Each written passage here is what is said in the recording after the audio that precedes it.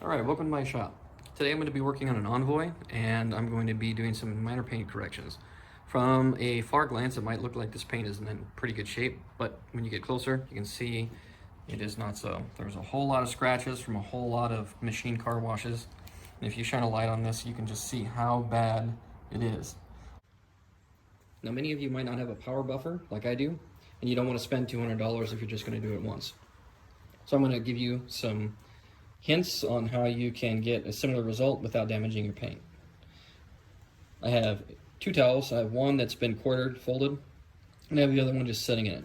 So what we're going to do, so we're going to go like this, fold it over, fold it up like this, and we're going to grab it all like this. And what that's going to do is it's going to give me a nice flat surface so I won't get hot spots. Now here's what I mean about hot spots. Obviously, you cannot make your hand perfectly flat. So if you take a rag like this and you apply pressure and you start going back and forth with that rag, you're going to be applying the most pressure on the smallest area of your hand in contact. So right here in your fingertips, right here on the palms of your hand, probably right here on your thumb, and about here. So you're going to be really applying a lot of pressure there, and what you're going to end up with is some uneven fixes or some uneven buffing or cutting. So folding the rag in this way allows you to eliminate the hot spots that you would normally have with your hand and give you a really nice handle to hold on to. You're going to have less fatigue because this is going to use some arm strength. Now, the next thing is, what product do you use? Well, I'm going to use this today. It's fast. I've used it before. That's really up to you. If you'd like to see more products being used, I've used a lot of different ones. Some of them more friendly and more forgiving, and some of them will just take clear coat off like nothing. So this is what we're going to be using today, though, and I'll show you how. All right, I've applied some Meguiar's cut, and I'm going to take this. I've got some dots here. I'm going to evenly try to apply it to this area that I'm going to be working on.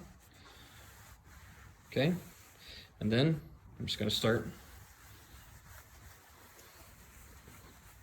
Try to be even. Try not to spend too much time on one area, and just work yourself in small circular patterns.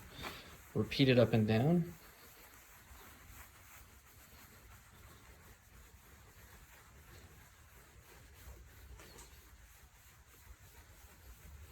Working it back and forth, left and right.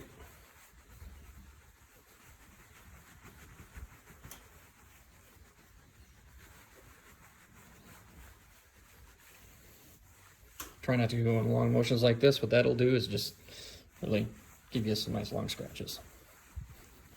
All right, so after the second pass, I'm going to stop there and I'm going to show you the progress that I've had.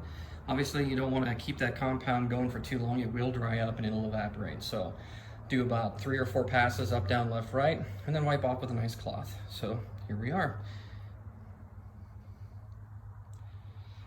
So there's definitely a big difference, and this is all by hand. I'm going to use this flashlight trick. We'll go back a little bit in that video and you'll see how much worse it was, but we can just do that right now by going like this. All right, now that was literally all by hand. That's something that you can do if you just have rags and some product. There you go. Have fun.